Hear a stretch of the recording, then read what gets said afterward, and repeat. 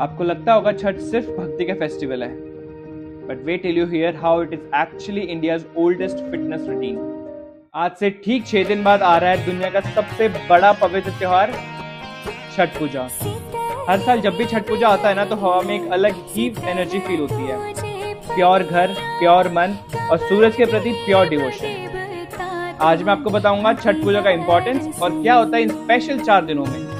छठ पूजा सूर्य देव और छठी मैया दोनों को डेडिकेट किया गया है। आपने देखा होगा लोग नदी के किनारे या तालाब के किनारे जाकर के सूरज को अर्घ देते हैं। इससे लाइफ के दोनों फेजेस यानी बिगनिंग और एंडिंग दोनों के लिए थैंकफुलनेस दिखाया जाता है। और सबसे खूबसूरत बात, ये फेस्टिवल नॉन मटेरियलिस्टिक होता है, मतलब no show off, no loudness, बस प्योर भक्ति। अब बात करते हैं छठ पूजा के 4 स्पेशल दिन के बारे में। पहला दिन होता है नहाय खाए।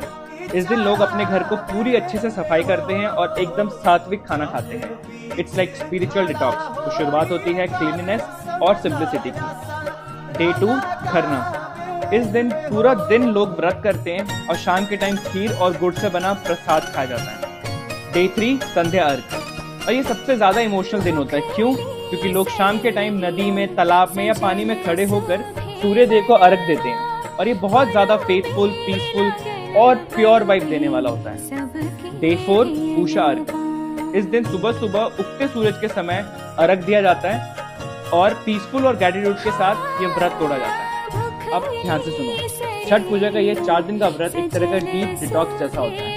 इन दोनों लोग सिर्फ सात्विक भोजन खाते हैं, मतलब no oil, no spice and no processed food. तो कुछ समय तक बहुत कम पानी पीना या बहुत हल्का खाना खाना हमारे डाइजेशन को थोड़ा रेस्ट देता है, जिससे हमारे बॉडी की टॉक्सिन्स रिमूव होती है और हमारा मेटाबॉलिज्म बूस्ट होता है। छठ पूजा सिर्फ पूजा नहीं है, ये सेल्फ कंट्रोल और डिसिप्लिन का परीक्षा है। व्रत रखना, सुबह सुबह उठना और पूरे ध्यान से पूजा करना, ये सब कुछ मेंटल स्टेबिलिटी बढ़ाता है। तो ये ध्यान और मेडिटेशन ही है। और सूरज को अर्घ देना it's the best form of natural healing. During Chhath, devotees stand in the early morning and in the evening sunlight, the safest and the most beneficial hours of sunlight exposure. Chhath में पानी में खड़े होकर सूर्य को नमस्कार देना एक तरह का बॉडी रिचार्ज होता है। Standing barefoot in water like rivers or ponds connects the body to the earth's natural magnetic field. जब पूरा परिवार साथ मिलकर के छठ मनाता है ना, तो ऑटोमेटिकली एनर्जी पॉजिटिव हो जाती है। Collective prayers, songs and togetherness releases oxytocin, the happiness hormone.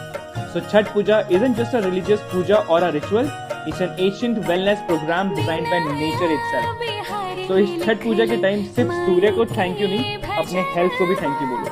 If you like the content, do share it and subscribe for more such videos.